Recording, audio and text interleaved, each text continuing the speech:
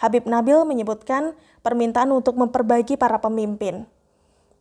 Kira-kira doanya kurang lebih seperti ini guys. Ya Allah, perbaiki para pemimpin kami, baik di pemerintahan, di MPR, DPR maupun DPD Republik Indonesia.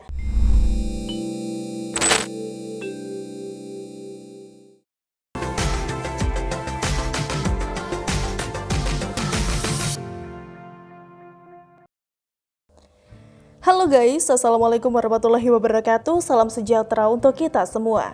Hari ini di Suarana kita akan ngebahas sebuah artikel yang ditulis oleh Kak Nina Nur yang berjudul Modyar, Doa MUI Tohok Jokowi Dibalas Telak Doa Menak. Masih banyak yang belum tahu nih bahwa Majelis Ulama Indonesia atau MUI atau MUI ini adalah sebuah LSM atau lembaga swadaya masyarakat. Karena bentuknya sebuah LSM yang tidak berada di bawah negara, maka MUI ini seringkali terjun ke arena politik.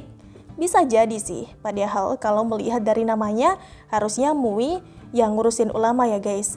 Memastikan bahwa ulama di Indonesia ini tidak berubah menjadi provokator, memberikan petuah yang baik, membangun akhlak yang baik, dan menginisiasi kegiatan-kegiatan bermanfaat buat masyarakat, bangsa, dan juga negara. Misalnya nih, terjun langsung ikut serta membantu pemerintah memastikan masyarakat taat protokol kesehatan. Itu kan bagus. Sayangnya, MUI ini malah lebih dikenal publik dengan nyinyirannya ke pemerintah. Bukannya menenangkan masyarakat, MUI malah ikut jadi provokator. Contohnya, masih ingat dengan meme Jokowi King of Lip Service buatan para mahasiswa BEM UI? Kritik itu sudah jelas tidak didukung dengan data yang berimbang guys. Segala prestasi dan kerja nyata dari Pak Jokowi buat rakyat ini malah tidak diungkit oleh BEM UI. Segala jalan tol, jembatan, bandara, pos perbatasan dan pelabuhan yang dibangun oleh Presiden Jokowi dan sudah dinikmati rakyat ditiadakan oleh para mahasiswa yang sok pintar itu. Dan MUI ini malah ikutan mendukung perilaku para mahasiswa yang tidak intelek itu. Loh, apa hubungannya MUI dengan kritik BEM UI ke pemerintah? Oleh MUI guys, para mahasiswa itu malah dipuji sebagai mahasiswa cerdas. Mereka disebut MUI sebagai mahasiswa yang jernih membaca arah pemerintahan, sebagai cermin pemuda calon pemimpin dan juga intelektual bangsa. Padahal BEM UI kemudian ini dikritik oleh BEM se-Jabodetabek, bahwa BEM UI ini hanya bisa berpolitik praktis, bukannya mengabdi seperti yang sudah termaktub dalam Tridharma Perguruan Tinggi. Dalam bahwa kelakuan dari BEM UI ini dinilai tidak mencerminkan sikap empati pada pandemi dan juga imbasnya terhadap rakyat guys. Dan MUI pun juga menjadi senyap, tidak bersuara lagi. MUI juga ikut menanggapi berbagai hal di luar konteks keulamaan guys. Seperti ketika MUI ini ikut bersuara soal maraknya pengangkatan pejabat baru di perusahaan BUMN. MUI pun ikut melontarkan narasi bagi-bagi jabatan. Seakan yang diangkat itu adalah orang yang tidak jelas pengetahuan dan juga kompetensinya. Bahkan soal mural Jokowi 404 not found, MUI pun juga ikut bersuara di acara bertajuk Catatan Demokrasi yang ditayangkan oleh TV One. Buat apa sih? Kenapa MUI bukannya ngurusi deradikalisasi para napi ex pengacau atau teroris atau para penceramah radikal yang videonya bebas beredar di medsos? Peran dan juga fungsi MUI jadi rancu. Siapa sih yang diwakilinya? Para ulama atau umat Islam atau kepentingan politik tertentu?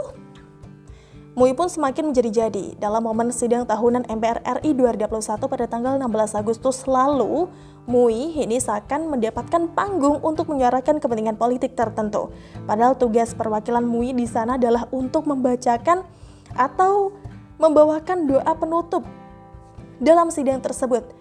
Doa itu harusnya berisi dengan keikhlasan, penyerahan diri kepada Tuhan, dan juga permintaan yang baik tentu saja. Namun di tangan MUI, doa ini bisa jadi sarana untuk melontarkan narasi politik guys. Upaya menohok ke arah Presiden Jokowi dan juga jajarannya.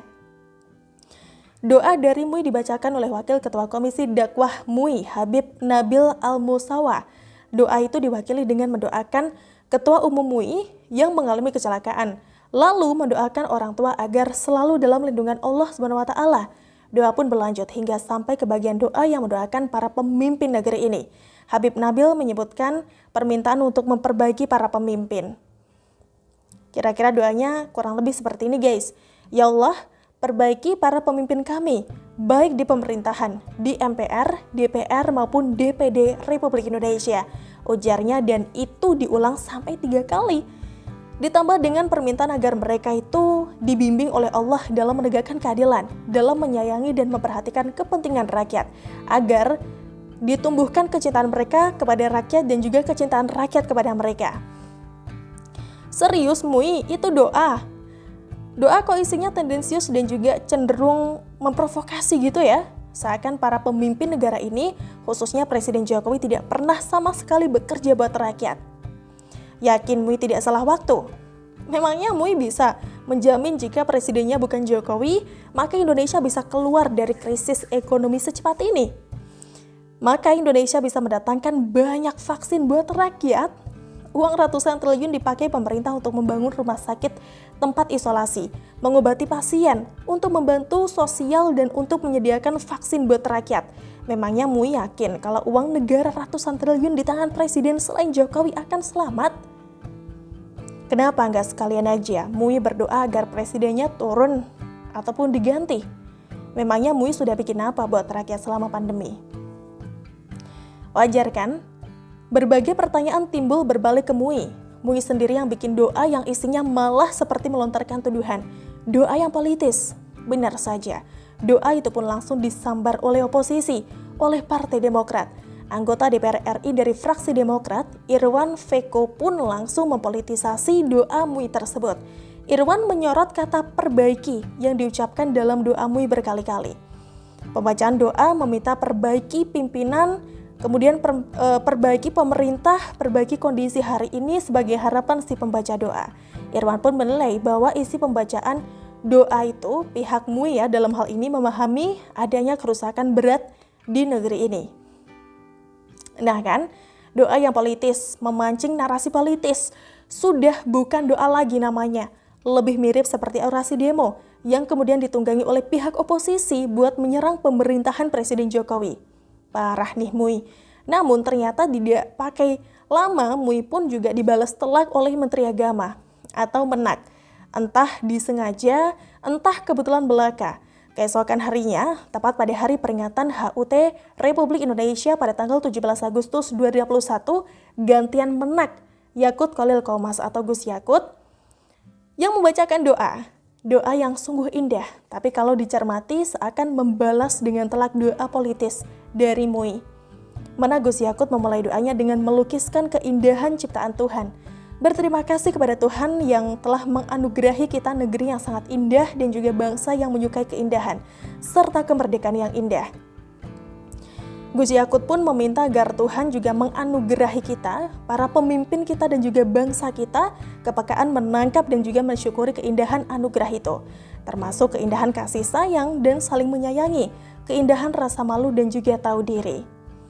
Gus Yakut juga meminta agar Tuhan menyelamatkan jiwa kita semua dari noda-noda yang mencoreng keindahan martabat kita, meminta agar Tuhan memancarkan cahayanya, agar kita dapat menangkap keburukan, jalan sesat setan dan menghindarinya, agar kita semua dapat menangkap keindahan kebenaran dan mengikutinya, menangkap keburukan kebatilan dan menjauhinya, agar kita dapat menangkap keburukan kebohongan dan mewaspadainya, agar disirnakan dan jangan disisakan sekelumit pun kegelapan di batin kita semua. Demikian antara lain isi doa dari Menak Gus Yakut. Doa yang sangat dalam maknanya ya guys, menyentil mereka yang hatinya masih saja disusupi oleh keburukan, kebohongan dan juga kegelapan, yang demi kepentingan tertentu sampai mau merekayasa doa menjadi jembatan kepentingan politis berisi narasi yang tidak berdasar kenyataan, yang menafikan segala keindahan hasil kerja keras dari Presiden Jokowi dan juga jajarannya, sehingga semua hasil kerja itu dibuat seakan tiada dan tidak mendatangkan manfaat apapun buat rakyat. Padahal ya, begitu banyak rakyat yang menikmati perawatan gratis, obat dan juga vitamin gratis, vaksin gratis, bahkan bantuan sosial yang disebarkan ke seluruh rakyat yang kurang mampu. Belum lagi pengurangan pajak, diskon tarif listrik, bantuan oksigen, dan banyak lagi. Rakyat pun sudah memberikan nilai baik terhadap kinerja pemerintah. Banyak buktinya di berbagai survei. Nah, wahai Mui, nikmat mana lagi yang kau dustakan?